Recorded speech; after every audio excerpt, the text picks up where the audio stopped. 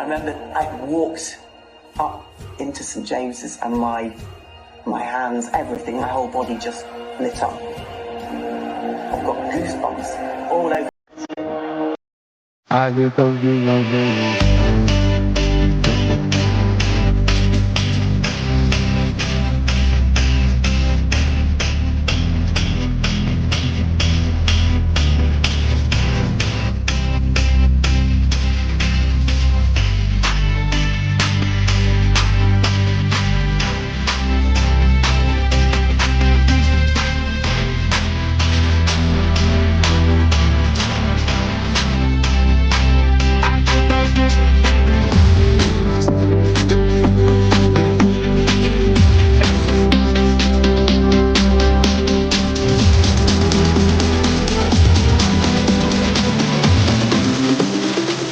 I get those goosebumps every time you come around, yeah. Please don't mind, you make everything feel fine. Worry about those comments, I'm way too numb, yeah. It's way too dumb, yeah. I get those goosebumps every time. I need the hype, throw that. Hey, we're back again. Good evening, everyone, and welcome to Loaded Mag NUFC, the fully loaded transfer show. And what should we talk about? Where should we start? Where do we start? Definitely. Oh. Boys, Daz, Chris, how are you on this fine Thursday evening, close to the weekend? Close, yes, one step closer. All good with me, Pete. Plenty of things happening across football, and a lot happening with Newcastle as well. In the rumours mill at least, but I'm looking forward to talking everything. Definitely, Chris. Mr. Gristle. Yeah, good mate. Really good stay in work today. Actually, got rid of loads of stuff. So yeah, feeling energized. I'm not gonna lie, I always look forward to having Ben on. So Ben can put us in our place, maybe put out some fires if we're getting too excited over certain things. So yeah, really looking forward to having Ben on. But yeah, I am all good. Pete, you good, mate? Very good. 1 day away before half term. Of course. Come on, it's getting closer. And yeah. So looking forward to that. I'm looking forward to this weekend where we hopefully confirm European football. But look, we'll talk about that a little bit later on. We want to get the main man on right now, and it's absolute pleasure to welcome back Ben Jacobs, friend of the channel. How you doing? Welcome, Ben. Great to be here. I was really hyped up by that intro music. We try to do our best. It works. As is the man. On all things and intros, so yeah, you have to thank him for that one. But sorry about having Harvey Barnes in there, Ben. I'm sure. Put him in there just to rub it in. No, we might get a chance to get onto that. But look, we're going to get straight into it because I have to say, Daz, Chris, like our chat's been going wild today with a lot of Newcastle United news, and I know, Ben, you've been reporting on it. For me, it's just a case of where do we start, really? But look, I think it's important just to maybe touch on just a little bit with regards to the Dougie Freeman situation, because it has been confirmed sort of in the last hour or so that he is staying, and other people, as yourself, Ben, have reported it. The Footy Insiders have. Ed Aarons touched on it late last night, and of course, Craig Hope, along with yourself, Ben, has mentioned that he is going to stay at Crystal Palace. What do you make of that situation, and what do you think sort of the reasons may have been that he's decided to make that change of heart? Well, I don't think it was a change of heart so much as Dougie Freeman's a Crystal Palace legend and Palace man, and you enter these kind of processes or you get headhunted. And of course, Newcastle is a very appealing project, but there's always a chance that a counter comes, and that's exactly what's happened. And John Textor and Steve Parish went to great lengths to keep Dougie.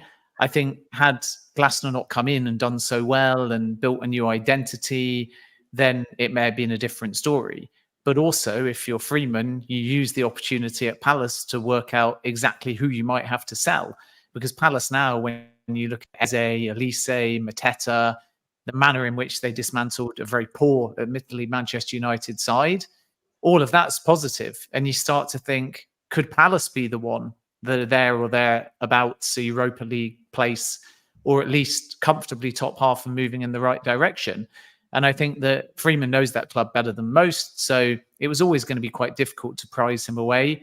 But there's not only one candidate remaining in this process. I think that's really important to stress. A lot's been made of Johannes Spors, who is a very talented multi-club guy at 777. I think we have to distinguish between the drama and the disaster of 777, the business, and its football people, because somebody like Spors would not be tarnished by that kind of thing. And deep down, I'm told that Newcastle wants somebody who's a bit more than just a sporting director. In other words, you look at Michael Edwards, who is the CEO of football. You look at other models like Bournemouth today have just brought in Thiago Pinto as a director of football operations. So there's real appeal to Newcastle in not just going like for like. And if they did from Ashworth, they might bring in someone like Phil Giles, who at Brentford is a Newcastle fan, but is not thought to be at the moment anyway that advanced within this process. However, you have other European experts who might be part of what Newcastle are thinking for the future, because eventually Newcastle are going to be thinking about what everyone else is doing: multi-club model, expansion beyond just Newcastle, pathways, moving into new markets. So it's very helpful for Newcastle for someone that understands the European, the South American, and of course the Middle East and North African market. And when you have people that have been at multi-club or have got experience of that, they've got more ties in more places, but they are used to fulfilling often roles that are not just your standard sporting director. So Spors in his current role is working with sporting directors, and he's on oversight, which might allow somebody else to come in beneath him. And that's kind of what Newcastle are thinking, because they're realizing as they get bigger and expand and hopefully get European football season on season, you have a situation where maybe there's not enough in there as far as the decision makers are concerned. So Manchester United have brought in Barada and Wilcox. There's Jean-Claude Blanc. There's Ratcliffe himself. There's Dave Brailsford. And there's all of the other people that were at the club that haven't left. I know John Murtaugh's gone. You look at Chelsea and they're adding recruitment people, data people, analyst people. And at the moment, they've only in their parent company got Chelsea and one other club, Strasbourg. You look at Arsenal, it's a big recruitment team. So direction of travel needs maybe some more cooks in the kitchen. And you have to be careful because you don't want too many, but you want this freedom to challenge. And look at Liverpool. They feel even before they've got a multi-club in the FSG football model, that there's room for Edwards, there's room for Ward. And in addition to that, Richard Hughes plus Dave Fallows plus Barry Hunter plus Will Spearman, who oversees their data department. With Newcastle, from a recruitment point of view, of course, you've got plenty of employees that are not what would be considered senior leadership or board, but you've also got PIF, who, even though they're heavily involved in Saudi recruitment, are not as hands-on in Newcastle recruitment, nor are the Rubin brothers, and nor is Amanda Staveley. So it was left to Ashworth, plus now Darren Eales and manager Eddie Howe. And there's room maybe for not just one, but two hires as far as Newcastle are concerned. And this is why it'll be interesting to see whether they pivot their process. They were never reliant on Dougie Freeman. There was never that much between Freeman and Spors, but there are two other candidates in this process still. One is Hugo Viana, and the other I'm just going to refer to as a mystery candidate in one of Europe's big five leagues. I'm sworn to secrecy on that one. Okay. Interesting. We'll get out here. Yeah. I don't think you'll be able to guess it. Even if I gave you another clue, I'm not convinced you would be able to pluck the name, even though the name is working at a very big club. Wow. We'll give you Matt Ritchie on loan. We will see, but no, interesting, very interesting. Yeah, so it doesn't look like it's all lost, boys, with regards to that situation. And we maybe will pick apart later on in the show Ben's comments there, but really, really interesting on that. So it's good to hear that they're pressing ahead and looking at sort of other targets on the back of that. I am going to switch to player discussions now.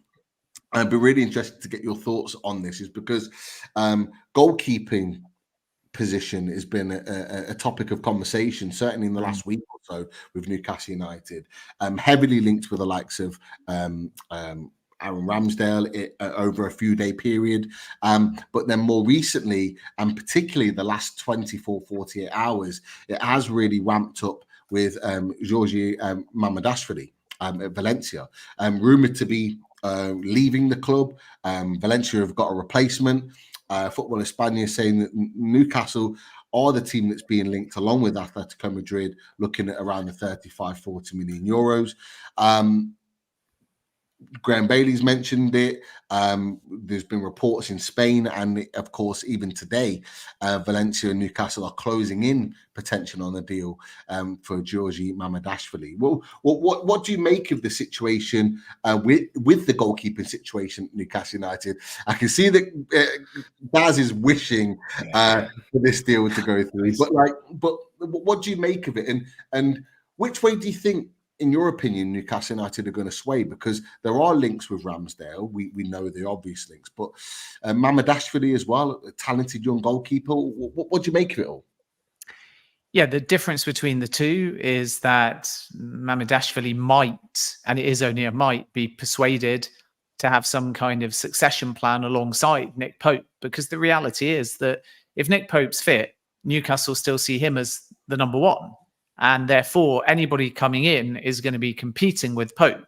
It's not to say that it won't be honest competition, but Ramsdale's been here before where there's a 50-50 chance of you being number one or number two. And then it was quickly apparent that Raya was the number one at Arsenal. And Ramsdale doesn't want to be in that position again because he's looking ultimately off the back of this Euros at making sure that he's playing regularly and firmly in the frame to stand a chance of playing, and who knows, maybe even starting in the 2026 World Cup. It's a big task, but he knows that his international career and his domestic career are only going to go backwards unless he's the out-and-out number one. And because of Ramsdale's age, he would need a guarantee before joining. Otherwise, there's a danger you sit on the bench for a couple of years and then you just feel like you're frustrated and your career goes backwards. Because I feel that a fit Nick Pope, even though he's getting on a little bit, but not so much in terms of goalkeeper's age, is still the top keeper. And it works both ways, because if you bring in a number one, what's Nick Pope going to say? Am I now the number two? And he might want to leave the club. And then you suddenly might need two goalkeepers. So it's a really tricky one. Chelsea are in exactly the same position because they brought Rob Sanchez. He thought he was the number one. He got injured. Jordi Petrovic came in, kept his place. Now, of course, Chelsea looking for a new manager, but had Pochettino stayed, Petrovic would have been the number one unless they signed another goalkeeper. And then Sanchez suddenly thinks, I think I better leave because I don't want to sit around and be a number two. So Ramsdale's priority is to move somewhere where he can be the number one. And I'm not so sure that Newcastle at the moment, as of next season, game one, can give him that guarantee. And there's nothing as advanced with Ramsdale as has been suggested or reported in the last few weeks, which is why I think Ramsdale wrote that slightly jokey tweet, effectively saying, it's news to me that I'm about to join Newcastle United. With Mamardashvili, the difference is 23. But you got to bear in mind that last season he played over 30 games for Valencia. Previous season, I think he played every single game in La Liga for Valencia as well. And Newcastle have to find that money as well. So I'm not sure that this one is as advanced as people are making out. I also don't think that Newcastle have yet, to my knowledge, especially in the absence of even having a new sporting director, determined that they need a number one. They understand they may lose some goalkeepers and they understand there's opportunism in the market. But the first priority for Newcastle is going to be, I understand, and I know it's a bit more negative, to raise 30 to 50 million in order to allay any PSR concerns. And then after that, work out, based upon outgoings, what kind of relatively modest budget they'll have to move in the market. So if they blow the best part of 35 million on a young goalkeeper, then it might well mean that they're in for a quiet summer thereafter, or they are very reliant on suddenly not just needing that 30 to 50 million, but closer to 80 or 90 million. And that's when you start having to think about, dare I say, selling Bruno Guimaraes, should somebody be prepared to come in and around his release clause number. No. No, that's forbidden. It's not allowed. No, The talk of Bruno Guimaraes leaving, but no, it's really interesting that you mentioned about sort of raising money, because we'll bring on another topic where we may well raise some money, even if it's just a little bit, and it's this man, Dan Ashworth. Again, another situation that has been going on and on and on. Jim Maguire put a report out saying Ashworth blunder could cost potentially Manchester United millions. Luke Edwards, along with yourself as well, Ben, reporting that he's tried to force an early move, by saying, with regards to some comments that Eddie Howard said, that he felt his position was untenable. At that point, Dan Ashworth also making out that he was trying to delete emails. Lots of movements with regards to Dan Ashworth. How do you see the situation currently as it is, and where do you see this potentially coming to a head? Because we're seeing all these different reports back and forth. We're getting Manchester United reports. We're getting reports from our side of things. Where do you see this at the moment, and how do you see it playing out? Well, I think Ashworth is going to end up at Manchester United. It's just a case of when, and most people are of the belief that summer was always a bit of a push.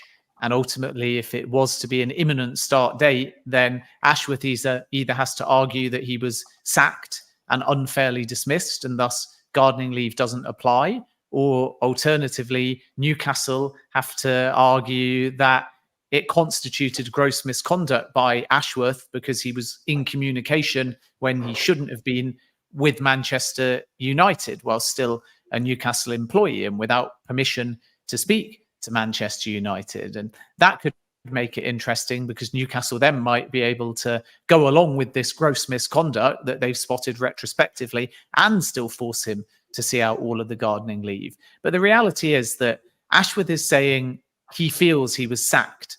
And by being sacked, he believes that the gardening leave should be waived, or most likely in the context of arbitration, settled and shortened. And this is a power play in order to try and speed things up. But Ashworth doesn't need to do that much, because the likelihood still remains that when Newcastle fix on their own sporting director, they'll want the situation resolved as well very speedily. And it will get to a point in time, most likely, unless Ashworth wins arbitration, but it could take weeks or months. It will get to a point, most likely, where Manchester United have no urgency for this window because Jason Wilcox has come in and Omar Barada has started. And then as the summer starts, it will be clear that the earliest Ashworth could go to Manchester United and be an employee is September, when the window shuts. And then at that point, Newcastle feel like it's a long enough non-compete and he's not been able to influence a window for Manchester United whilst knowing Newcastle's plans. And Manchester United feel like they can wait and have him work towards 2025. And then it will all just be about the compensation package. And I think it's highly likely, when Newcastle find, as I've said many times, the sporting director, that the arbitration will go away and it will all end up being settled. Unless Ashworth can argue very quickly that he was sacked and the gardening leave doesn't apply, and nor would the compensation under those terms in likelihood. But it's kind of quite difficult for Ashworth, because he's accepted he's on gardening leave. He didn't immediately claim he was sacked. He waited for the negotiations, and then about 6 weeks later said, actually, they sacked me. Now I want to take legal action. And at the same time, my understanding is in that gap, and one would presume now, unless he's refused it, that Newcastle United are still making the monthly payments, which are due on the gardening leave. So if Ashworth's accepted any money after his departure from Newcastle United, it's very difficult legally for him to then say he believes he was sacked. If he hasn't been paid any money, if he was unaware he was going to be barred from the training ground, if he was taken off the email system, and if since then he's not got any money, he's not got any letter confirming gardening leave, that's a different story. But my understanding is a big gap passed as far as trying to argue a sacking, in which Ashworth was waiting for the two clubs to negotiate. And at the same time as they were negotiating, Ashworth was getting a wage. And then now in this arbitration, Manchester United are covering his legal costs. So this feels more like a power play than any realistic chance of Ashworth proving that he was sacked. And I would imagine that you get to a point where both sides are burying each other in paperwork. It's costly. It's needless. Newcastle bide their time. They make sure the window opens and Ashworth can't just go straight to Manchester United. They find their own sporting director, and then the two sides will amicably settle, and then the situation will be resolved very quickly. I think that's the most likely scenario, but we have to wait and see and let the lawyers earn their money. Ben, can I ask you a dead quick follow-up question? Because I know we haven't got you long, so I just want to ask you a very quick one, follow-up for that. I read somewhere, and it may, boys, tell me if you know where I'm talking about, that somebody said that Dougie Freedman, for example, and other people may be put off by taking the Newcastle United job because of the way that Newcastle have acted with Dan Ashworth. And to be honest, that surprised me. And I just wanted to know whether you thought that was the case, because to me, it just feels like Dan Ashworth is, doing what he wants. And as you say, he's trying to do a power play. And really, you could say if anybody's acting on the hand, it's probably Dan Ashworth and Manchester United.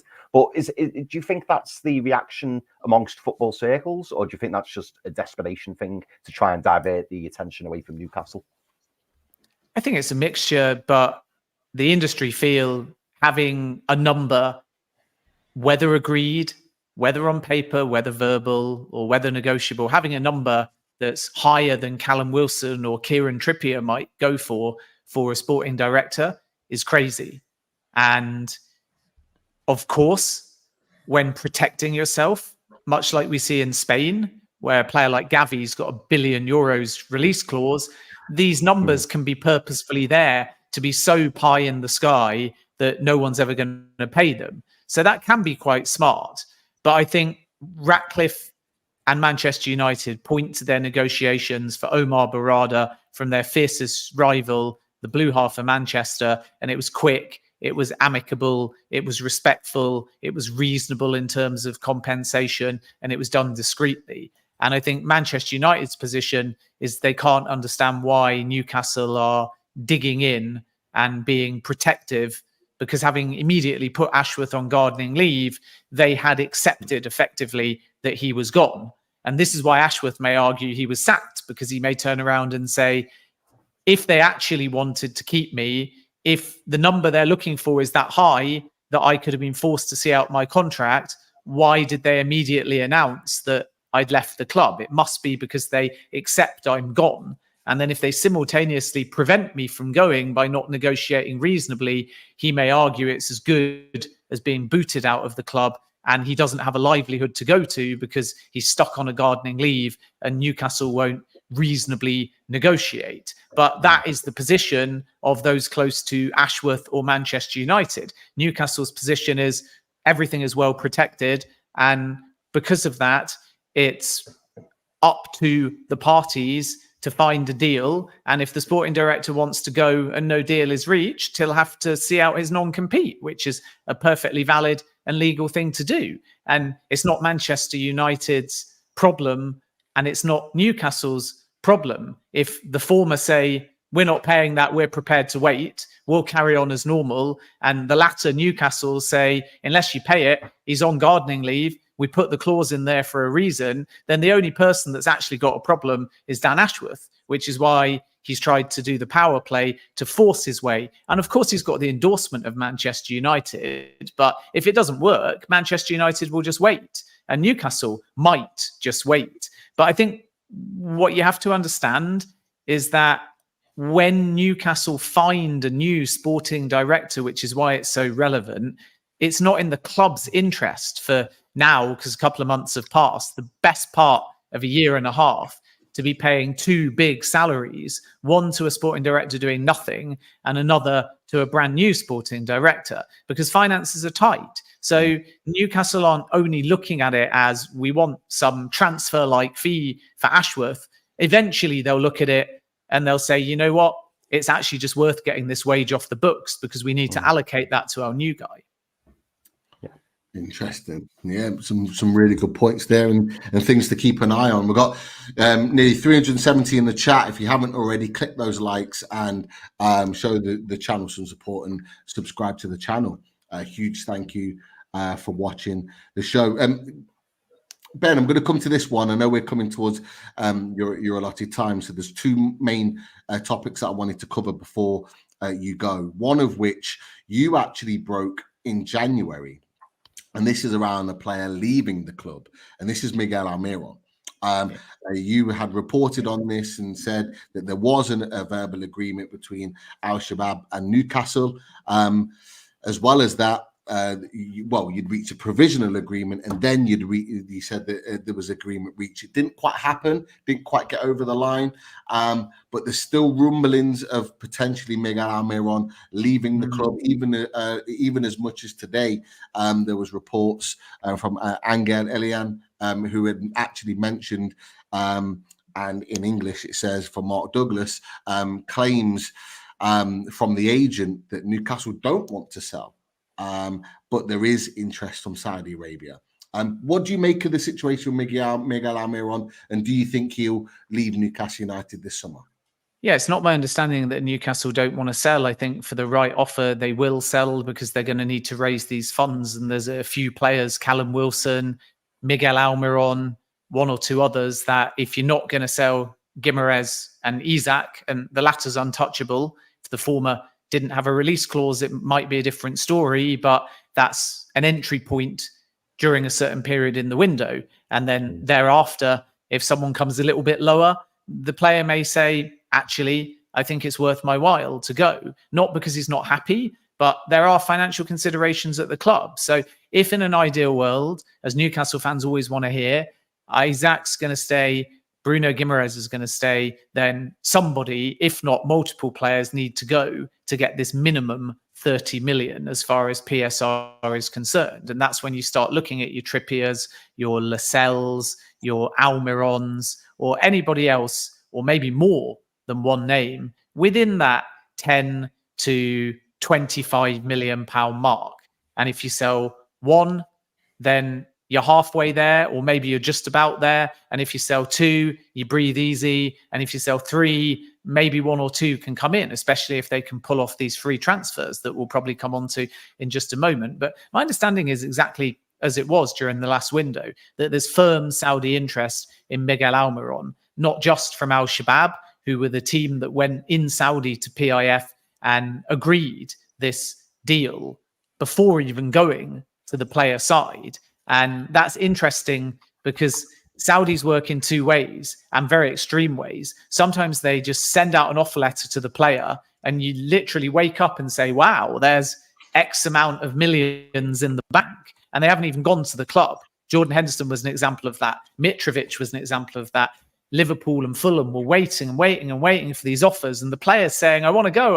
And the clubs are thinking, how do you even know what you're getting? And it's because the player camp was approached first, which is kind of bizarre because to us, there's an element of, I don't want to say tapping up, because maybe there's a verbal permission and it is all done very respectfully, but there's just a different way of doing it. And other times the deal makers come to the club.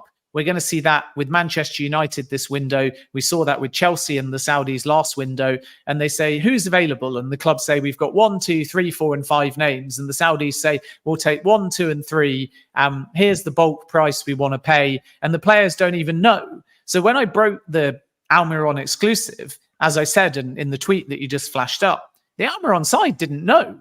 They hadn't even been approached. And the agent was completely blindsided. But already PIF were talking to Al Shabab, and the provisional agreement, which got confused in reporting as agreement in principle. They're slightly different. Agreement in principle means everything is verbally agreed. Provisional agreement means the framework, like the wage and the base fee, have all been established, maybe even the total package, but you're still working on the structure between, say, initial fee and bonuses. But they were nearly there. And then by the end of the window in the last few days, they got to this roughly 30 million euros package on the club side.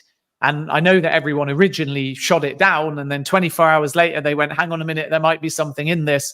And then by the end of the window, it was clear that even Eddie Howe half acknowledged there's no smoke without fire.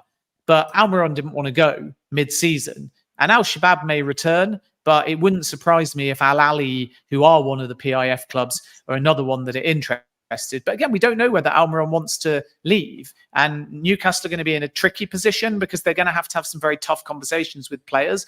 I'm told that there is Premier League interest in Almiron as well. And Ipswich may be one to watch. Ipswich's number one priority is to bring in Amari Hutchinson from Chelsea. And Chelsea are open to a loan, maybe with an option or an obligation or a permanent sale, but it's not been decided yet. And now there's a new manager. And because Hutchinson did well for Ipswich in the Championship, you just don't know. Things could change. And I think we saw that with Ian Maatson, who was brilliant in the Championship on loan for Burnley. Burnley came calling and the player said, actually, I might be able to get something a little bit higher in standard than this. So Chelsea accepted the offer. Maatson didn't want to go, ended up being loaned a little bit later to Dortmund, and now he's in a Champions League final. So that's an incredible story. But with Almiron and Ipswich, that one is one to watch. Ooh, interesting. I know we're at that half past. Have you got time to just talk about those free transfers really quickly? Sure. Okay, really do appreciate it, Ben, because I know your time is very, very precious. Right, lots of talk for the last maybe 2.5 weeks now around our two potential free signings, fingers crossed, Tosin Adarabioyo and Lloyd Kelly. Lots of people reporting it, including yourself, Ben, all the way through, have said that we have approached them, we're in conversation with them.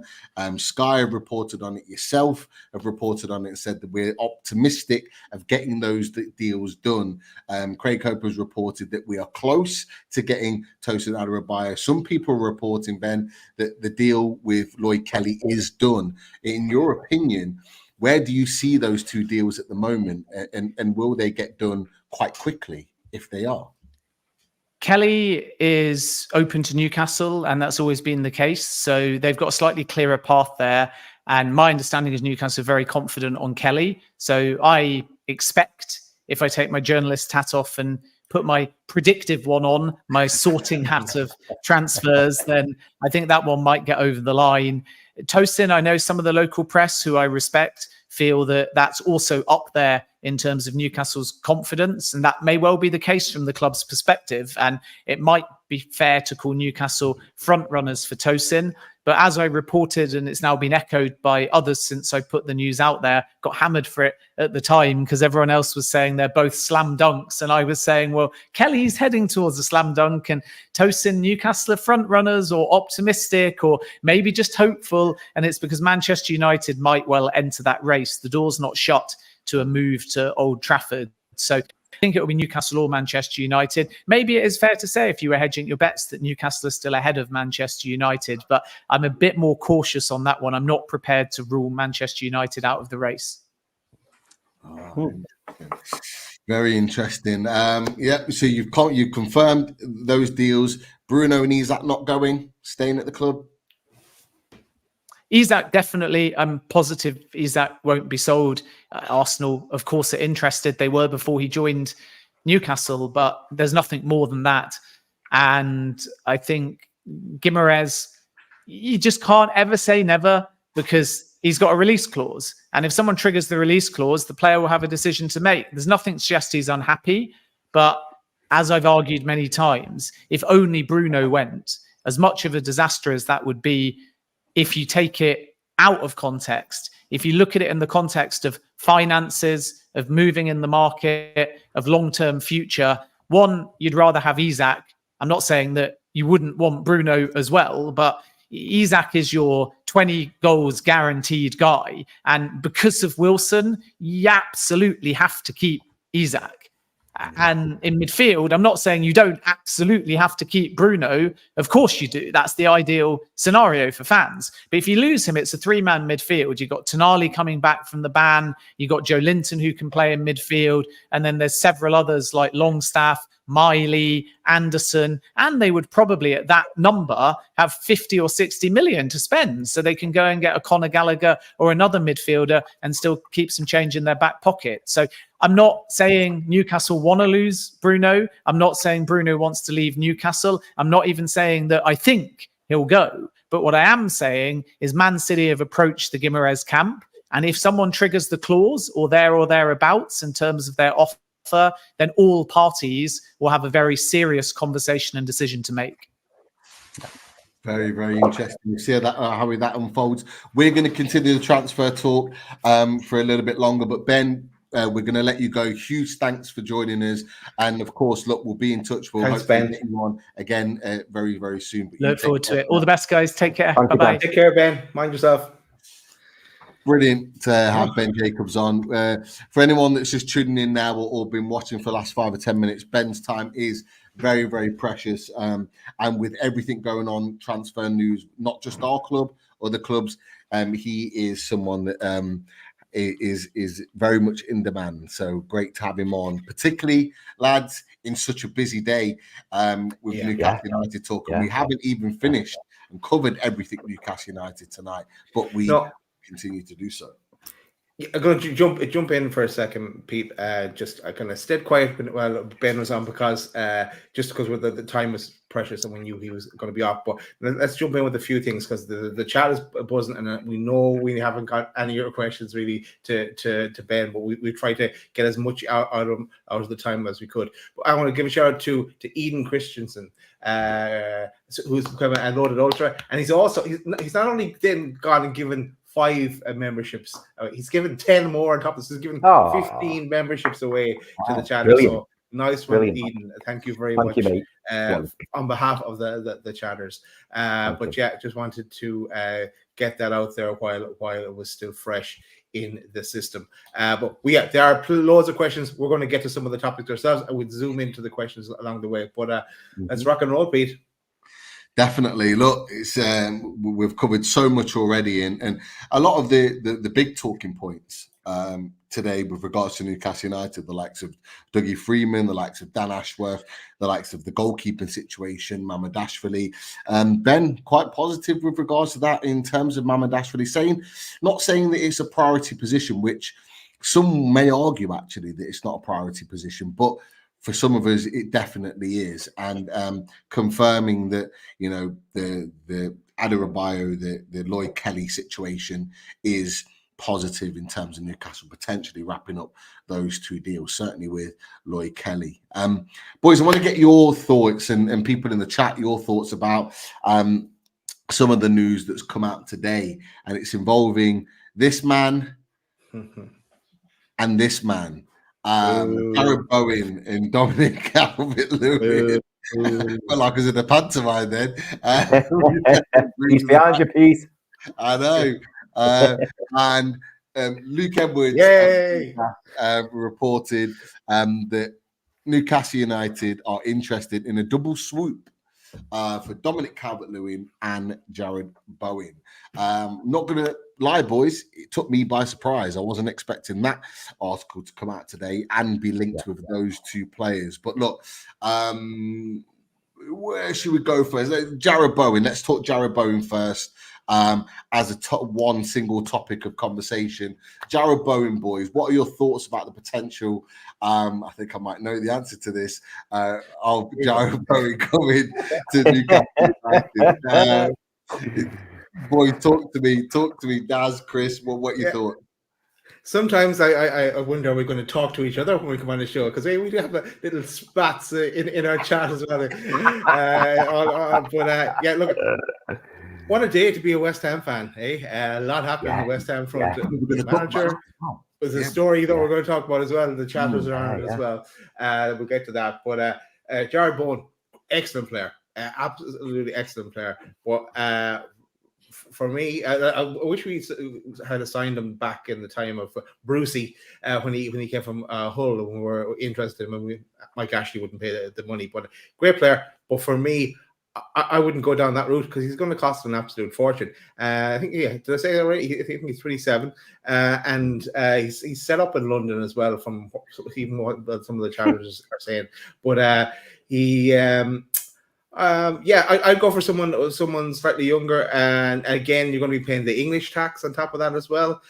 So I wouldn't go down that route. Quality player though, and I'd be delighted if we did sign him, but I would look at younger alternatives that get more more value for money on Jared Bowen. I also think that just on the story itself, I think it's a smokescreen. I said that, tweeted out on that. I think it's this is happening over here, but don't look what's happening over here, kind of thing. We had that case before with Nicola Barella, and then we got Tonali like a week later. But that's my thoughts on Jared Bowen. I will comment on DCL, but I'll let Chris go on Jared Bowen first. So Jared Bowen, like Daz, I agree. Jared Bowen is a very, very, very good player. The problem I've got with Jared Bowen is it's mainly around the price. Like if we'd signed Jared Bowen when West Ham signed, because how much did West Ham pay for Jared Bowen? Wasn't it something like 25 million, maybe something like that? Yeah, I think someone said 22 million or something like that today. Yeah. Like my problem is like Jared Bowen, since he's joined West Ham, is really, like he's done a fantastic job, and the fact that he plays right wing, but he can also play as a striker, which we've seen him do, he would fit really well into the Newcastle squad. But I suppose the problem I've got is that I think for the money that you would pay for Jared Bowen, I've already had the carrot dangled in front of me with Pedro Neto and Michael Elise.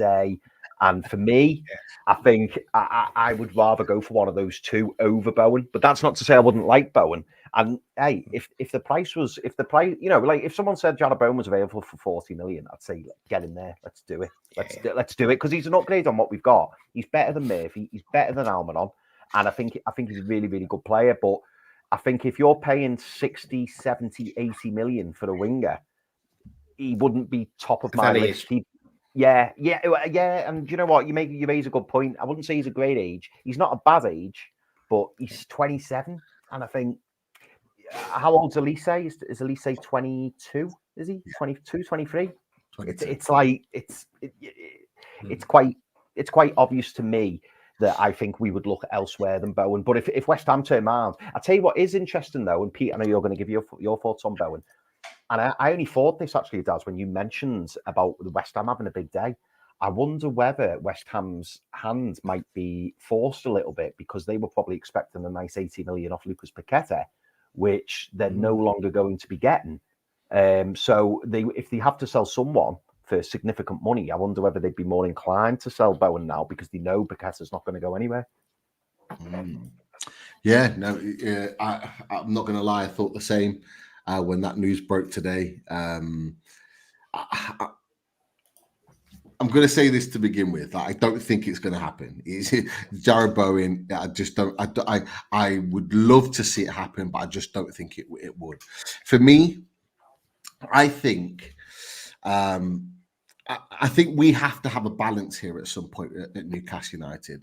Is that we've all done the same thing. We're all looking at he's 27, nearly 28, no resale value, this, that, and the other. Sometimes you will have to buy players that are a little bit older, that haven't got that resale value, that you're going to get the best from there directly straight away. Now, his quality is undeniable. I think he's got 30 goal contributions this season. I think he got 20 plus last season. He is a fantastic player, a fantastic right winger, and exactly the type of player that I think Eddie Howe would want. English, direct, can play as a striker, and if you look at and you hear from the journalists that have been talking about the type of player that Newcastle would like is that player that can play right wing, but also play along the front line too, a little bit like Anthony Gordon. So he fits the mold. So when I saw it, I was like, what? And then I thought, actually, could it potentially happen? Now, for me, and this is just me and my personal opinion, I genuinely believe that we will spend the bulk of our transfer fee on a right winger. I think that's if we can get those two players in, Tosin Adarabioyo and Lloyd Kelly in on a free in the other priority position, which is the defense, I genuinely think a lot of our money will get spent on a right winger. So if we're looking at 60 million or rumored to be less than that for Elise. Apparently his release clause was 60 million. Apparently it's less than that. If we're looking at 60 million for him, 60 million for Neto, I get it with the age, but you're probably going to be looking around that sort of box figure for Jarrod Bowen, but you are guaranteed a player that has barely missed a game in the last 2 or 3 years. You've got a player that is guaranteed goals and assists. It just makes sense to me. And I would be willing. One of the lads in the Geordie down south chat, Darren, he absolutely loves Jarrod Bowen. He's been talking about him ever since we missed out on him and he went to West Ham. And I'm with him. Like I'm willing to spend big on him. I'm willing to spend 60, 70 million on him because I genuinely think that guaranteed quality coming in to that front line, goals and assists, would completely revitalize our attacking lineup. Gordon, Bowen, and Isak would absolutely tear it up in the Premier League. There is no doubt. That'd be one of the best front threes in the Premier League, without doubt. But I agree with you, boys. I just don't see it happening, which is where the kind of the disappointment sets in, because you want to get those top players. But it's a really interesting link, and actually, you know what? It's one to really keep an eye on over the summer, because you've just mentioned about the Lucas Paqueta situation. It is going to be really interesting at West Ham. They've spent a lot of money already on players once Declan Rice left, and so will the new manager coming in, have the same amount of money to be able to spend again? Probably not.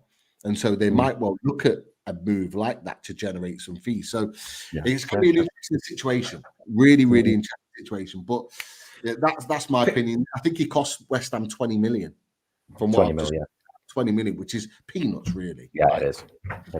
Pete, can I offer you an alternative, right? Okay, I know you get the satisfaction you get of pissing off Lawless, so it would take it in Jarrod Bowen off them. But right, if you're looking for a 27-year-old right winger, there's a club in Spain who are 1.2 billion in debt, and they need to sell. Would you go for Rafinha or Jarrod Bowen? Oh yeah. You devil, I've just heard that question. I have just heard that question. Goodness me. That is a humdinger, that is. What, 27? They're a similar age, yeah. I was about to say they're a similar age. Similar skill set. I don't know if I can answer that question, Daz. On the fence. You've got me stumped. Hey, Keith. You've got me stumped. Okay, no, I'm not doing a Keith. I'm going to answer the question. If you're going to ask me who I would take Jarrod Bowen. I was going to say, I know you weren't asking me, I would take Jarrod Bowen over Rafinha. If you'd asked me Elise or Jarrod Bowen, I'm saying Elise. But Rafinha or Jarrod Bowen, I would say Jarrod Bowen. Safer bet. I'll probably go Jarrod Bowen. Yeah, I'm with you. And the same with Elise and Jarrod Bowen.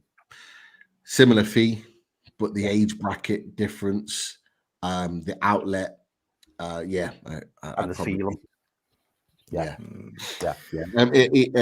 You and Malcolm has just put Bowen has a better track record. I'm assuming that was in respect to Rafinha. Which I agree with, certainly in the Premier League as well. Tanguy's gone. Bowen is a workhorse. But yeah, I honestly, I'd be willing to spend up to 60, 70 million on Bowen, because I think he's that good and he would make that much of a difference for me. I'm looking at if you could keep which you're likely to next season, if you could keep Gordon, Bowen, and Isak fit, right? There's probably 60 goals there within themselves, potentially, or goal contributions between those three alone. That's without talking about Tonali. That's out without talking about Bruno and Joe Linton and many others. I just think, interesting. Pete, I've just seen it on my phone. Not Newcastle related, but gonna put it. We'll have to go to it. This here, is this what you're on about? Yeah. Manchester United and Chelsea have opened, and Chelsea as well, have opened talks with Kieran McKenna. Sky reporting it now. Sky it's just come up for me. So both Manchester United and Chelsea fighting out for Kieran McKenna. Interesting, very interesting. Is it just me, boys? Or am I losing the plot here? Like, what is it with all of these lower league managers or managers that have seemingly failed? And maybe that's me sounding harsh, but like, everyone's flirting with De Zerbi, and Brighton have had a terrible season. Kieran McKenna, fantastic job, well done to him. He brought Ipswich up, brilliant, and I'm sure he plays fantastic football. I don't watch them week in, week out, but by the sounds of it, he's done a good job. Vincent Kompany, you know, playing good football with Burnley, but he's been relegated. And all these top clubs are just swooping in, and I'm thinking, is it just me, or is anyone else not seeing the alarm bells? I mean, I know FX Pros just put, you know, the alarm bells round it. I cannot understand it. It's like the world's got mad in like the last week. I don't get it. Go on, that's what we're going to say. I was going to say maybe actually, if I could find my old PC, I'd print off my old Football Manager record. I was unreal. I could get a club in the top 6. I've just got Newcastle back-to-back Premier League titles. Like, sign me up. But the one thing that you mentioned in that, Chris, has made me think is because they're scrambling for De Zerbi, they're scrambling for Kieran McKenna and Vincent Kompany. But recently, when Eddie Howe's been mentioned alongside these jobs, everyone's laughed. Everyone's laughed at Eddie Howe now. Not an elite manager. Hold on a second. You're going after Kieran McKenna, who's not even managing the Premier League. You've got Kompany that's going to Bayern Munich, the biggest German team ever, right? He's going to them after getting Burnley relegated. Yeah. Relegated. It's a bit of a gamble, that. It's not even kept them up in the league. They got relegated with games to spare. You know what I mean? It wasn't like fighting tooth and nail to the last day of the season. They were gone before the end of the season. Like, this is madness. And it just, for me, I just look at the disrespect that Eddie Howe's got. Look, I'm fine with it because we love him. We know what he's capable of. And actually, we don't want those links to him going to any other club. But I just find the disrespect on Eddie Howe laughable when he's done what he's done at Bournemouth. He's done then what he's done at Newcastle so far. But yet, managers that are barely managing the Premier League are being scrambled over for these top jobs. It's like absolute madness. Absolute. And Thomas Frank, who's kept Brentford in the league. Brentford are looking a really good outfit. And like his name gets dropped in, and it's like, nah, not Thomas Frank. Nah, definitely not Thomas Frank. And you're like, this fella's not even managed in the Premier League. Vincent Kompany's been manager. I think he's managed at Anderlecht, hasn't he? And then he came to Burnley. He'd done fantastically well in the Championship, not knocking him. But some people doubted him this season in terms of great football, but he didn't learn, he didn't learn the ugly way to get the points because ultimately it's cost him and Burnley a place in the league. Yet Bayern are coming over like, oh, yeah, he looks brilliant. I'm like, let's go and get Vincent Kompany. I just think it's mental. I really, really do. Natalie, who came on our away days, the first one, right? In January, I'm in a chat with her. She wanted him gone. Burnley fans wanted Vincent Kompany sacked. They wanted him gone. And he managed to ride through because of the owner. The owner kept him in the post when fans wanted him gone. And now, look, he's jumping off to Bayern Munich. It's absolutely crazy. It's crazy that's happening. I don't know. It's all mad, and it's all about what clubs going after what. So they'll paint an amazing picture on Sky and all the rest of it because Chelsea and Man United are after him and make him seem like he's an amazing manager. And then if he drops off, they'll soon be shitting all over him. But Thomas Frank, for example, like Brentford have had a bad season by their standards from the season before, but he's a fantastic manager. They've had their main striker missing for like 6 months of the season. He's a brilliant manager, but like you said, people are discarding him now because Brentford haven't had a greater season. But he's signed good players. He's like you said, he's playing good football. Anyway, madness. Before we go on to DCL, I think we're going to need to stretch a bit. So let's do a bit of housekeeping first. First of all, make sure you smash that like button. If it is 368 in the chat, it's been up and down a bit, but the up and high numbers. So make sure you smash that like button. If you want to get into the chat as well, hit the subscribe button, and that will enable you to chat away with everyone else. Also, as Limerick Geordie is finding out, the super chats are open as well. So thank you, Limerick Geordie, for the €10. And apparently it's going towards hair gel for me, lads. I think we need hair gel. H2O does the job for me. Looks brilliant. But also I want to say as well, where do I want to go on? Yes, I wanted to give a shout out to one of our sponsors. We will do the other sponsor there, but I want to give this one because there's a bit of follow-up information on this. But shout out to the Radiator Shed first. Watch this jingle.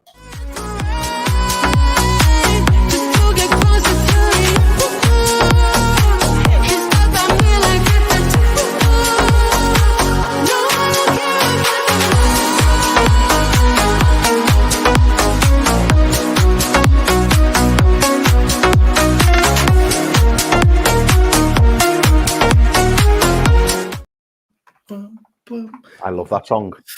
Love it. If I had my way. Right. Yes, this is what I want to say.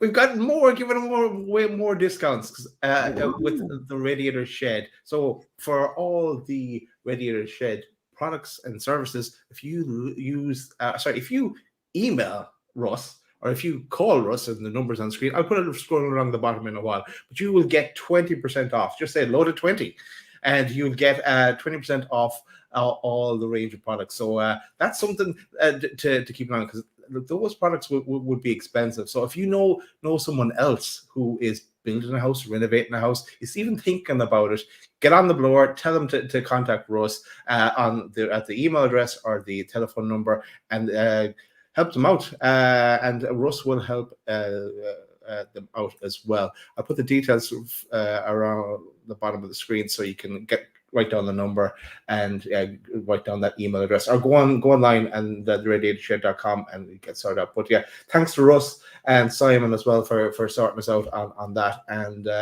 help yourselves. That's so we get back to DCL, lads. Let's talk about it. So not only were we linked with Jarrod Bowen, as the report from Luke Edwards has suggested, Dominic Calvert-Lewin has also been reported as a target of interest. Boys, what to make of this? It's not the first time on Loaded Magging FC. I'm probably going back 2 years now, where we were having this same conversation around Dominic Calvert-Lewin. What do you look? We know even today it was reported. Luke Edwards also reported that the likelihood, and this kind of links in, there is a high chance that Callum Wilson leaves the club this summer. So we know that that's likely to happen. So we know a striker needs to come in. But what are your thoughts of Dominic Calvert-Lewin potentially being that guy to come into the club? Look, take it away, boys. Chris, Daz, whoever wants to start. What are your thoughts on Dominic Calvert-Lewin? Maybe Chris start. Yeah, go on there to the connection. Yeah, I feel like I've got to explain myself on this one, because anyone who's been watching Loaded for a while particularly knows mine and Pete's feelings on Dominic Calvert-Lewin, because we said a while back we were laughing and joking about Dominic Calvert-Lewin, when Pete saying like we were linked with him. I think it was 18 months, 2 years ago, and people were like, "Oh, 60 million Calvert-Lewin," and me and Pete were just like, "Nah, can't see it. Overrated. Wouldn't be paying that kind of money." And I don't want this to look like a flip flop, but hear me out. So I think if Dominic Calvert-Lewin was to join Newcastle, allegedly on there, is that an imaginary flip-flop? Yeah. I'd be waving it around. Yeah, don't try and sell me Dominic Calvert-Lewin. Go on. Listen. I'm not trying to sell you. I actually think, Daz, and credit here to Gary F on X, because I posted this to you boys saying, and Daz, you've just alluded to it earlier, that it does feel a little bit like a smokescreen. But what I will say about Dominic Calvert-Lewin is, if you were to say to me, we're going to sell Callum Wilson and bring in Dominic Calvert-Lewin, I'd say you're absolutely mental. Like that to me is just not an option. If you were to say to me, "Oh, we're going to keep Callum Wilson and bring in Dominic Calvert-Lewin for 10 to 15 million, and he'll be the third choice striker," I would be open to that. If you were to say to me, we're going to bring in Benjamin Sesko and we're going to bring in Dominic Calvert-Lewin as a third choice striker, I would be open to that. Jimmy Watts makes a good point, because I was arguing with my blue nose mate about this today, because he was like, oh, watch Hawley say Dominic Calvert-Lewin, brilliant, Eddie Howe's going to make him amazing. And I said, no, I'm not going to say that if we sign him. But Jimmy Watts says, apparently, Dominic Calvert-Lewin only missed 4 games this season. Now, I don't know if that's true, but my blue mate seems to suggest it was. It's true. Yeah. That was his Miggy season, so I think he had something to do with his face, like his face or his jaw or something at the beginning of the season. Other than that, he has been available. Yeah. So I mean, but my argument to him was, well, because he said, oh, he's played more games than Isak and Wilson, and I said, oh, well, how many goals and assists has he got this season? And then that soon shut him up then, because Dominic Calvert-Lewin's not had a good season this season. But going back to my point, I think, if you were to say to me that Dominic Calvert-Lewin was available for 10 to 15 million, which I think is a reasonable fee for a Premier League striker who knows the ropes, Eddie Howe could work with him and no doubt make him better. Hope my blue mate's not listening to me saying that. And he'd be working with a far better group of players around him, and you're picking him up for that kind of fee.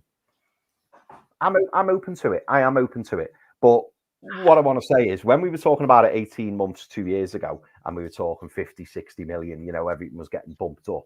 There's no way. There's no way. But Dominic Calvert-Lewin for 10 to 15 million as a third choice striker, I am open to it.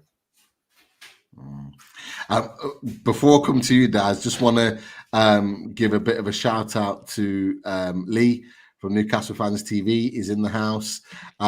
He's put a comment on there with regards to the super chat. That €10 is going on the better keeping gloves for the next match. We're coming for that trophy, Lee. We are coming for that. Pay Johnny off, I think. Yeah. You know what? We're good at recruiting people for our team. Maybe just recruit Johnny and his brother, and then we'll definitely lift the trophy. Lee knows well, assuming it's Lee, but Lee knows well we're good at recruiting. He likes to remind us about it as well. By the way, just Daz, just before you come to this, I know a few people in the chat are saying I'm absolutely mental for suggesting that we could get Dominic Calvert-Lewin for 10 to 15 million. When I put this in the chat today with my blue nose mate, he never shut me down. I think they know that Dominic Calvert-Lewin, based on his numbers and based on his previous injury record, you're looking more like 10 to 15 million. No one's paying 20 million plus for Dominic Calvert-Lewin. It's just not going to happen. So if Everton were to sell, and Everton were desperate to sell, and they want it, a bit like us, they want to keep the likes of Onana and Branthwaite. So it means them selling players that they don't necessarily want to sell, but if the money's on the table, they might consider it. Nobody is going to pay 20 million or more for Dominic Calvert-Lewin. Nobody, because he's too risky. Sorry, Daz. You go. Let us know what you think about Dominic Calvert-Lewin. First of all, hearing Chris there, I'm tempted to ask Chris to remove the background and just. I'm not sure if you're in your living room or are you in that spare bedroom. I wanted because I know there's Everton posters all over the wall there in that spare bedroom. So. Ironically, yeah, there's a lot of Everton stuff in this bedroom. There is, because it's not my bedroom, by the way. I rest my case, Your Honor. Yeah. And sometimes you can see, depending on the thing. See, look, if I do that, it's a blue wall. Can you see it? You can minimize it there if you want. I daren't. But yeah, there's a lot of Everton stuff in this room. Not mine. It's my youngest lad who is a fanatical blue. In fact, while you're talking, Daz, I'll go and grab something just to prove I'm not lying. Right. But no. Absolutely no to Dominic Calvert-Lewin. You can't see that. Oh, it's not working. Yeah, I can see the blue. Oh, God. But yeah, no for me for Dominic Calvert-Lewin. Nothing against the lad. I just don't see him suited to Newcastle. It's just the injuries. What age is he as well? Actually, now 27. 27. Is he only 27? Wow. Yeah, I thought he was older than that. Yeah, he's And been he'll around. be crazy wages as well. Former England international. No, I can never picture him at Newcastle. That's just it in my head. I think there's better alternatives, even if you pay a bit more. There's better alternatives out there. I get the whole Premier League experience, English, blah blah blah. Eddie Howe maybe a fan. Does even say talk of Eddie Howe having the same agent as him? I've seen as well somewhere on Twitter, but no, it's a no from me. So that's why if it was that article just from Luke Edwards was just about Jared Bowen, you think there's something there. But when I see the two of them in the same article, it doesn't make sense. Why would you replace Callum Wilson, who is injured, one we know, but he can put the ball in the back of the net? Why would you go to Dominic Calvert-Lewin? It's just you're just putting more burden on yourself down the line. So it's a no from me. But I don't think it's true to begin with. Anyway. It's probably another unlikely one, isn't it, Daz? Let's be honest. Yeah. Probably. Yeah. It's you're saying it's unlikely, Dominic Calvert-Lewin. I actually don't think it is. I think there's a chance.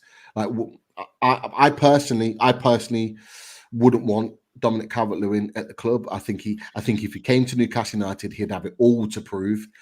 Because the last 2 or 3 years he hasn't been good. He hasn't been fit. He hasn't played well in a lot of games. He's played the majority of this season, but he's got 10, 11 goal contributions in that season. It's not a huge amount for the amount of games that he's played. It's not like Callum Wilson where you've missed half a season, but you're still getting 10, 11 goal contributions, and you get a hell of a lot more if you were fitter.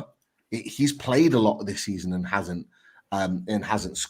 contributed as much. I've got huge question marks about Dominic Calvert-Lewin. However, do I think it could be a deal that Newcastle do? I do. I genuinely do. If Wilson leaves, Eddie Howe is apparently a big fan of Dominic Calvert-Lewin. He's English. He's a striker. He can score goals. He's big, tall, physical, so he's got the presence on him.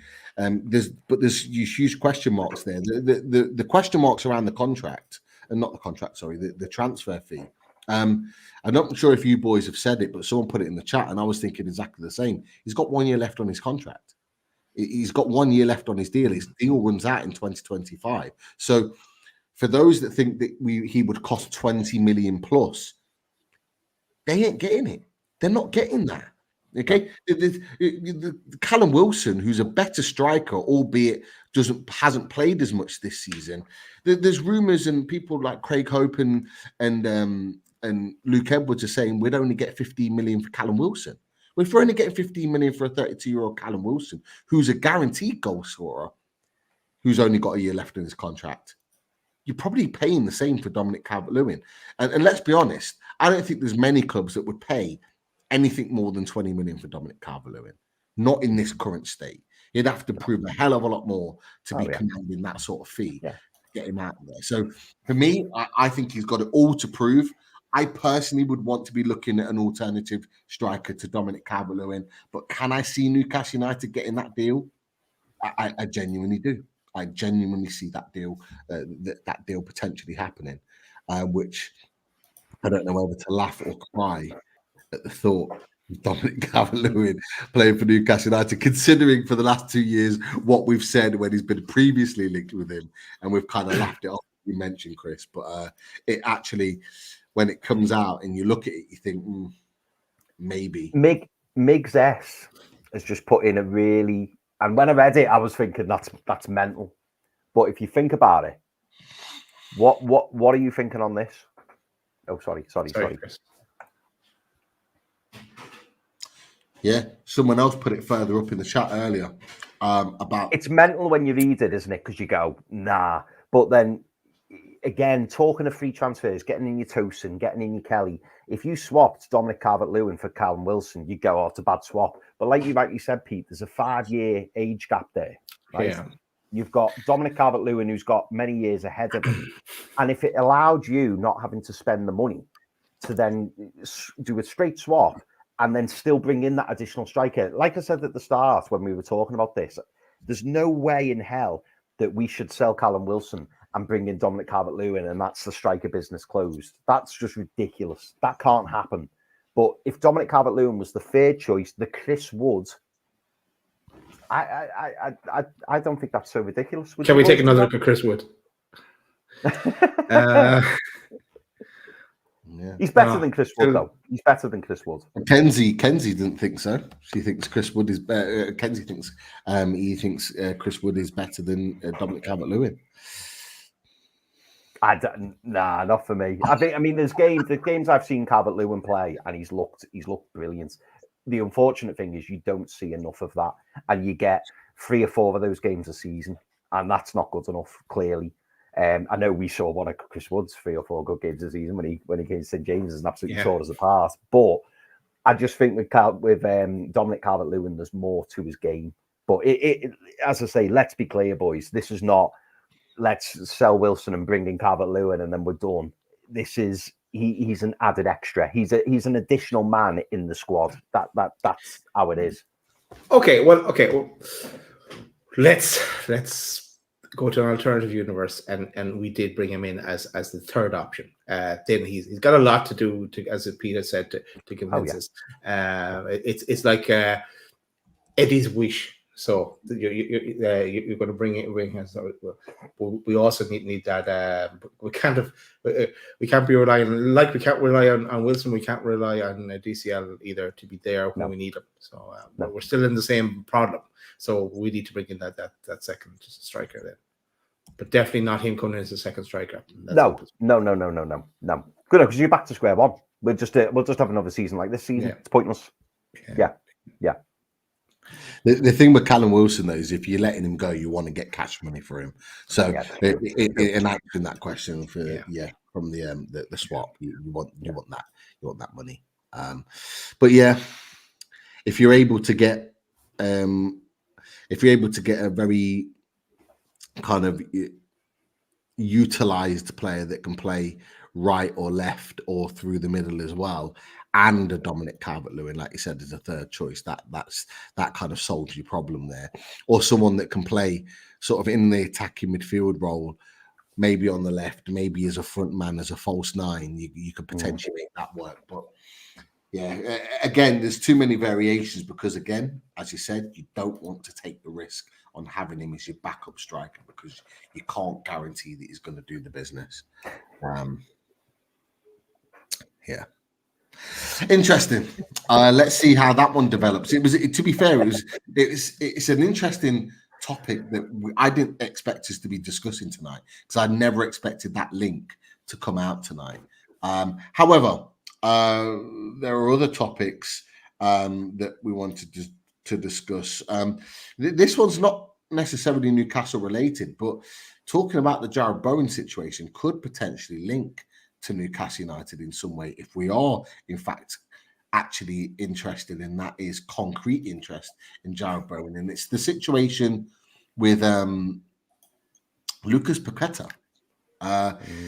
So today it's said that he is set to be charged for breaching betting rules, with his dream Man City move in danger of collapsing for the second successive summer. Lots of talk about this deal, but Lucas Paqueta has come out and had his opinions. He's put, "I'm extremely surprised and upset that the FA has decided to charge me. For 9 months, I've cooperated with every step of their investigation and provided all the information that I can. I deny the charges in its entirety and will fight with every breath to clear my name.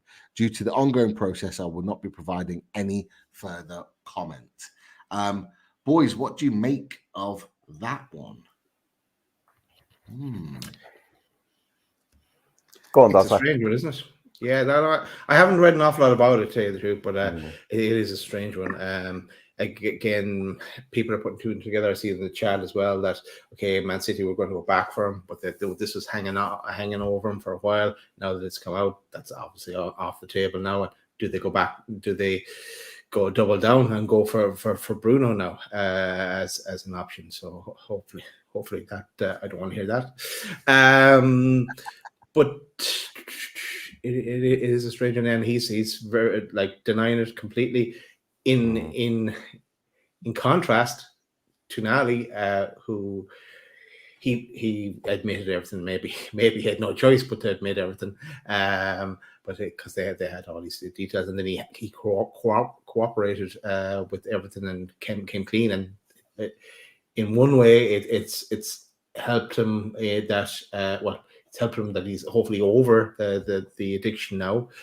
He got the help that he needed, and he didn't get any extra charges that or any extra punishment that would have led into this season, the next season.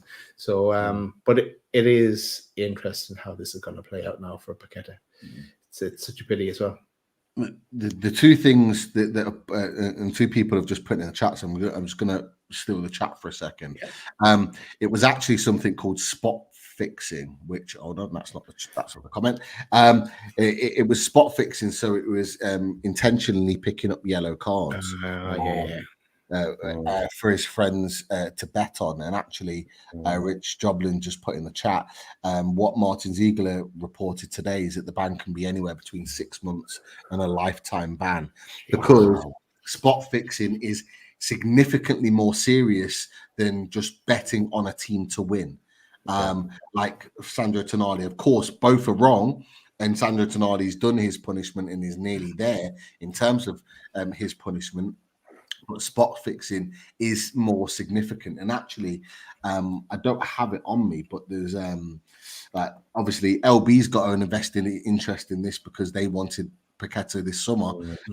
He actually put in the 12th man chat. There was a tweet from somebody, and I'll read it out. And it put 19th of April 2018. Defender Bradley Wood has been banned for 6 years after twice intentionally getting booked during the Lincoln City FA Cup run last season. So that was what happened apparently in 2018, and he got a 6-year ban for that.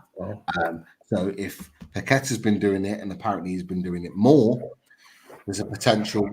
I personally don't think it'll be that long, but it's bound to be significant, more than Sandro Tonali, and I think potentially more than Ivan Toney as well. So, what do you think, Chris? It's very, very interesting, mate. Yeah, because I totally get what you mean about the spot fixing being worse, because that's not how can I word this right?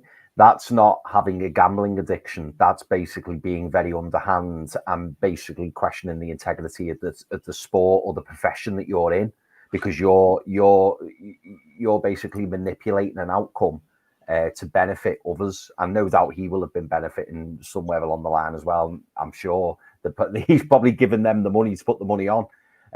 So that is incredibly bad. And the thing is, I never understand, spot fixing, because I don't see how you think you're going to get away with it. Because I remember there was a scandal in Liverpool, shock horror. I forget when it was, but rumours were going around in Liverpool. It was a number of years ago that this young player who was from Liverpool but played in the Scottish League was going to get a yellow card. So anyway, me and all my mates had a bet on it, because obviously the rumours were rife. And then within the game, it was like the 70-odd minute, and he just the player just like either went. I think he went over to another player. And he just literally in front of the referee just pushed him over for like no reason. And then obviously he got the yellow card. And it's stuff like that. And you just think, well, I'm not being funny. There's no way you're going to get away with it. Because somebody in the chat put it there, the fact that it was an Arsenal fan account who said, hey, that was it, sorry. Geordie Tune for Life, according to an Arsenal fan account before the match, not sure who it was against, but Paqueta was 8-11 to be booked. And anyone who doesn't bet, that's incredibly low for the booking. Before the ball was kicked, and prices are never like that. And it's right. So the bookies will obviously see a big sum of money going on a player to get booked, and then it affects the price, and the price reduces.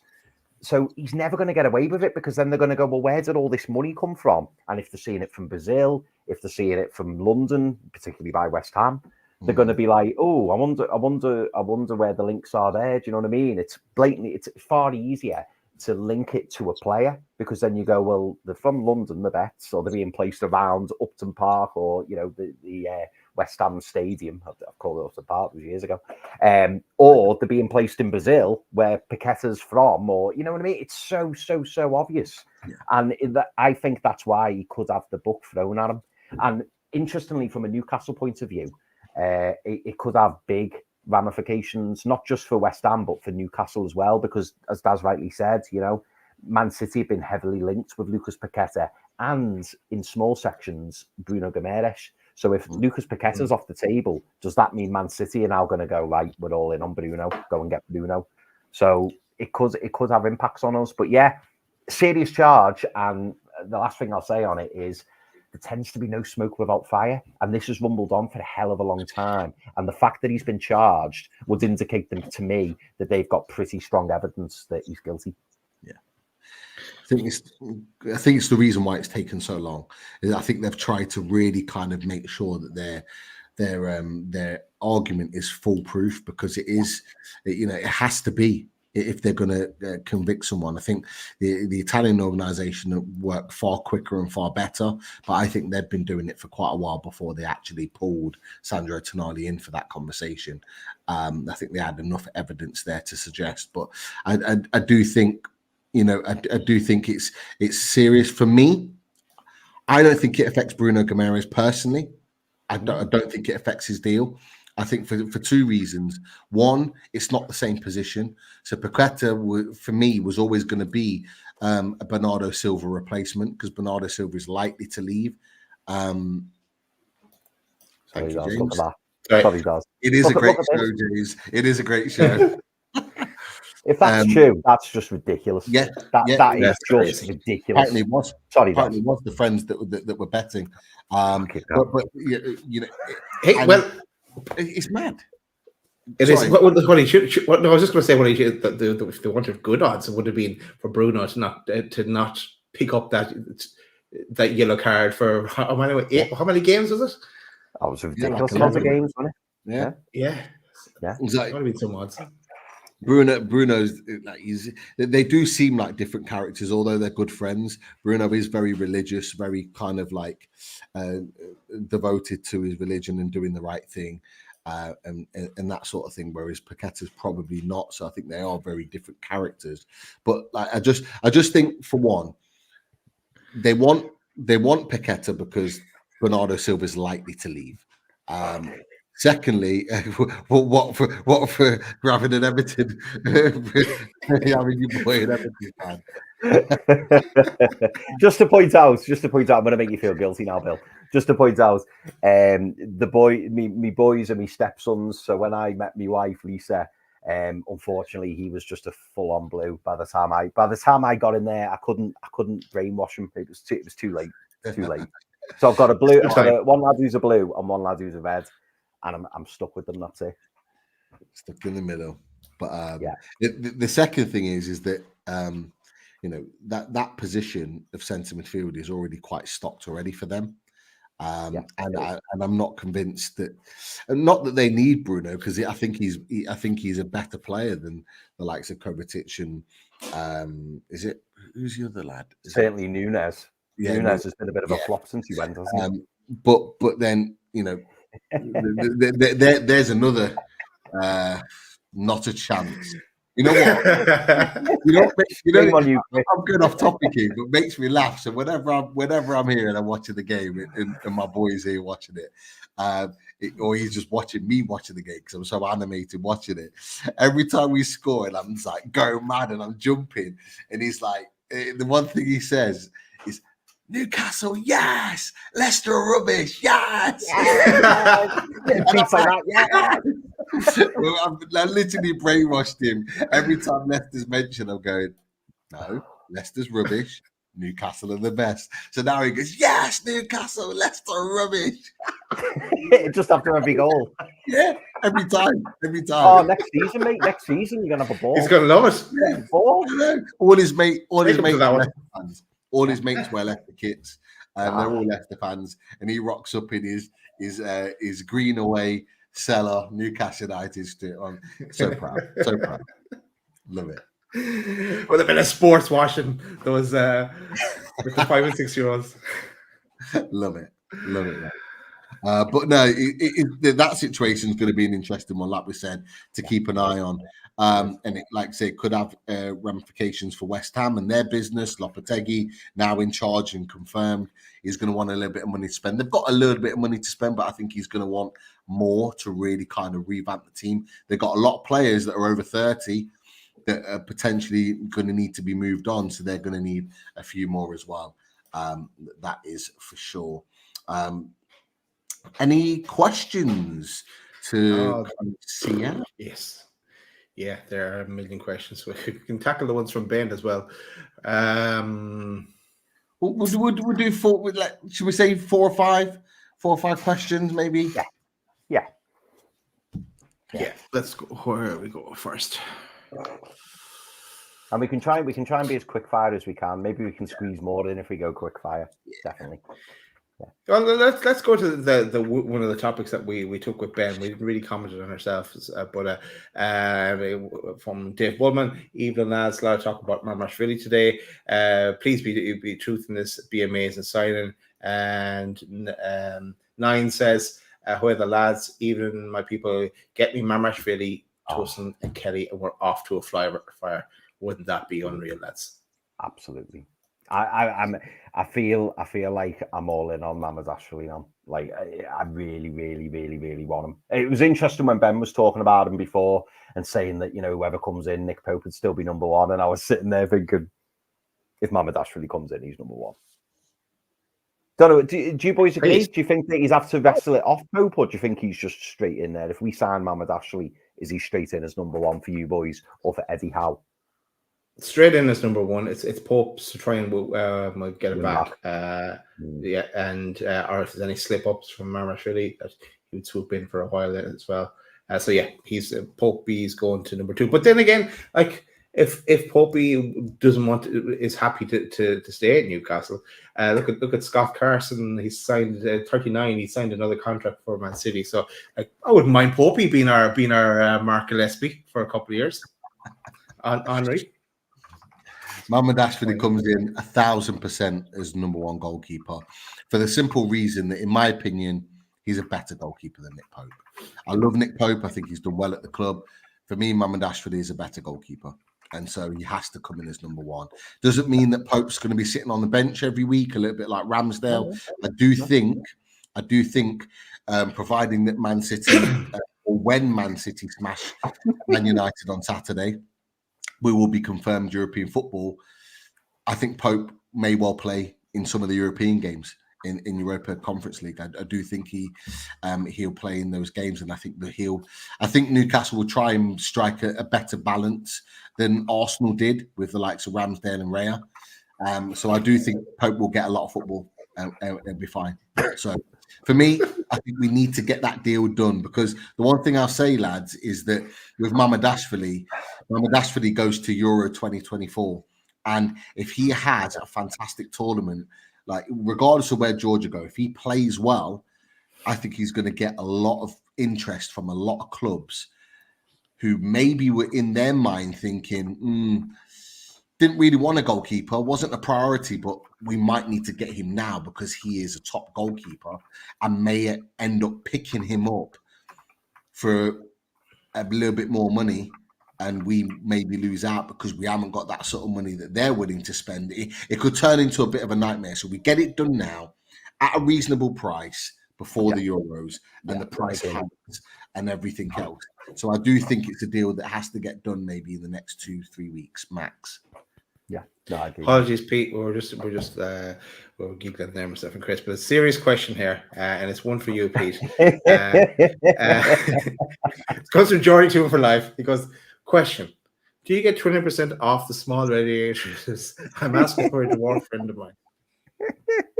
Why do you do this to me? Why you do this to me? That was class, that. Love that. Oh, I'm going to rue the day I ever mentioned it. I'm going to rue the day. Wish I'd have just zipped it quiet. Right, let's get our heads back in the game. There was one topic here that we were talking about last night. I know you were definitely talking about, Chris, and it's Ederson from Atalanta. What a game. Oh, mate, he was ridiculous. He was ridiculous. Brazilian. Yeah, he was so good, so good. I'd if we were going for a central midfielder, he would be very, very up there with the top of the list. He was brilliant last night. Although I think that performance will probably have priced him out of a move to us. I would say he was that good. Yeah, and he's got into Brazilian squad as well. So his price has already gone up. So he's continually. We should have got, well, if we could have spent in January, we should have gone for him then. But yeah, now I wanted to go to this one from Carl T. And I know Carl has been talking about this lad for a while. Sticking with Everton, and I know you have him on your list as well, Pete. Braithwaite, that's real interest in him. One to watch. In the know, Carl is in on that one. Oh. Interesting. Look, we'd be mad if we weren't interested in him, to be honest. He's quality. I worry about how much Everton are going to charge for him. I think that's maybe why we probably won't get that deal done, whereas a team like Man United will end up going and paying the going rate just because they will. They've done it before with Harry Maguire. When they really want a player, they'll end up paying crazy money for him. And so I do think he'll end up maybe going to Man United. But again, that's probably another deal that they're going to want to get done before the Euros, because if he ends up coming on or playing in the Euros and doing well, Everton are just going to want crazy money.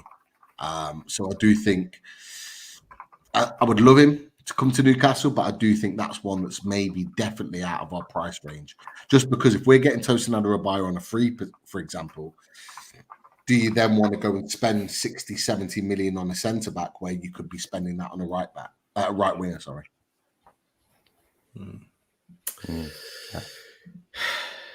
For you, Chris, go on then. Oh, for Braithwaite, yeah, I'd love to have Braithwaite, but I think he's going to be too expensive. But yeah, I'd love Jared Braithwaite. There's two questions or comments here now.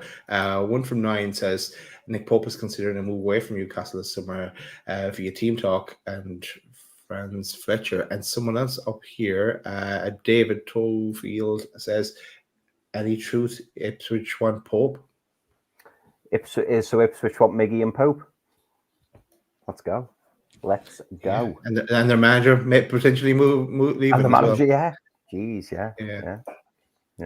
Interesting. But that could change things though. Like if their manager goes, it might be McKenna that wants Miguel Almiron and potentially Nick Pope. But if he leaves, does that change things? I personally, I don't think Nick Pope leaves. I don't think he leaves the club.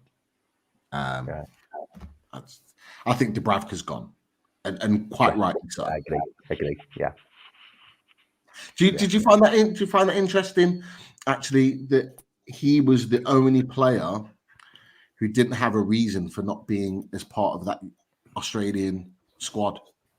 Because who was it stayed behind? There was Gordon because of his injury, Willock obviously because of his injury. There was Longstaff because his partner's about to have a baby, and Dubravka. There's no reason for him not to be on that tour, and he hasn't travelled. No. So that was quite telling. Yeah. No, I agree. Yeah. Right, let's wrap it up with the questions. I'm not even going to be asking some of these questions about would you rather have sausages for fingers or burgers for ham. Sorry, Luke. No, this is a respectful challenge. We're not going to be asking, and it'll only make Pete hungry as well. Even the wife laughing now at that. She just had that question like, "What is going on?" And Keisha, I'm not asking those kind of questions, Keisha. No way. She just said, "Yeah, you should ask." I want to know the answer. I do what I want to know. My dinner's there. Oh yeah. Well, we'll let Keisha answer. Right. Keisha can answer. Keisha, would you rather have sausages for fingers or burgers for palms? Burgers for what? Burgers for palms. Palms, even. Burgers. Wear gloves. Because you can wear gloves. Like that. Keisha's posh. Yeah. See? Yeah. There you go. My dinner's there. I can see it again. Hey, you don't have any burgers, are you? No. Pizza. Oh, nice. Pizza. Rightio.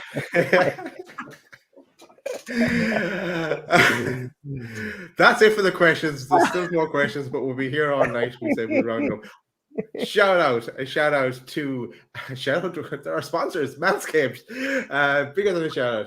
If you would fancy some of the products available from Manscaped, use the code LOADED20. Log on to manscaped.com and use the code LOADED20 at the checkout, and it covers a wide range of products. Well, everything on the site. So go check that out. And it's free delivery as well. We shall be back. We don't know when. We're waiting on something to happen as well. But we'll be back with more fully loaded transfer shows, more reactions, reactions to different things potentially as well. So keep an eye out. Like and subscribe. Nice one, Craig, using his 7-month membership. Green chat for that one. Make sure you hit the like button on the way out as well. We can maybe say we're maybe coming back to celebrate in Manu's misery. Be presumptuous, Pete. Yeah, that's been presumptuous. I think we can do that. We will be back to celebrate in Man United misery when it happens on Saturday. If anything breaks before then, you may see us before. That's a nice way of putting it. So that is it for tonight. Pete's off to nibble on a few burgers. Rightio. I was like, no. How'd you like that? Good night. How you like